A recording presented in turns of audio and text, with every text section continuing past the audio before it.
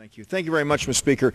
Let me begin by rising to compliment my distinguished California colleague, the chair of the subcommittee, for her amazing festive outfit, which includes shoes and earrings, which I hope very much our colleagues will seize the opportunity to see during this holiday season.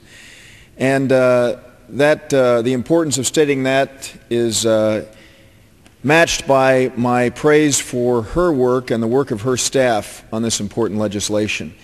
It's been nearly a decade, actually back in 1999, that we were able to first pass legislation designed to deal with a horrendous tragedy that came in the aftermath of the Cold War.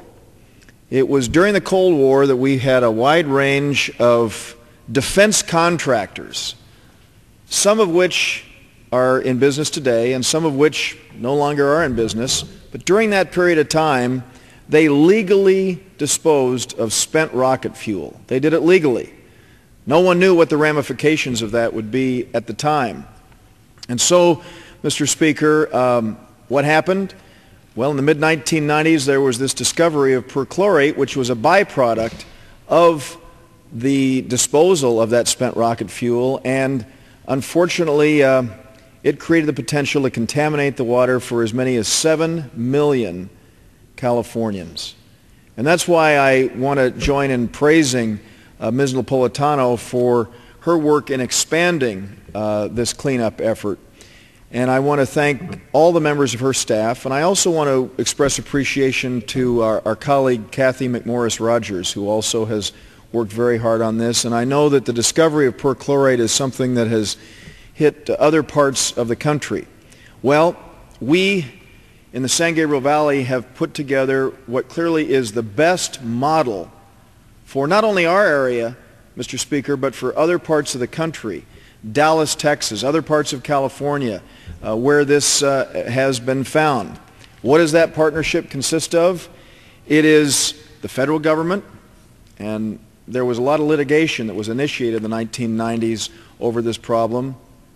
And I decided back then, in the 1990s, why should we wait for litigation to go through the courts when perchlorate was seeping into the groundwater, when it was very clear that the federal government had contracted with these people, and we won the Cold War. And so it was obvious that this was a federal responsibility for us to step up to the plate. But there obviously were a lot of others who did want to take on some of the responsibility, and so companies like Aerojet and other companies did agree to participate in the cleanup effort. And the state of California and local governments as well have been part of this process. And again, our bipartisan staffs have worked so closely together on this issue that it, to me, Mr. Speaker, is a great demonstration of the willingness of Chairwoman Napolitano to reach out and work on an issue where we can find areas of agreement. And again, I can't thank her enough for that, and I will say that as we look at this challenge down the road, we hope very much that it's taken care of, but I'm well aware of the fact that we will see further environmental difficulties in the future, and I believe that this legislation, H.R. 123, will be a model that can be utilized for many of the other environmental challenges that we face beyond the issue of water in the future. And so again, I thank all of my colleagues who have been involved, Mr. Speaker, and I thank those in our local area who have the Water Quality Authority and other entities that have stepped up and are working with this, because they really were key in putting together this model, and urge my colleagues to support the gentlewoman's resolution here. And with that, I yield back the balance of my time.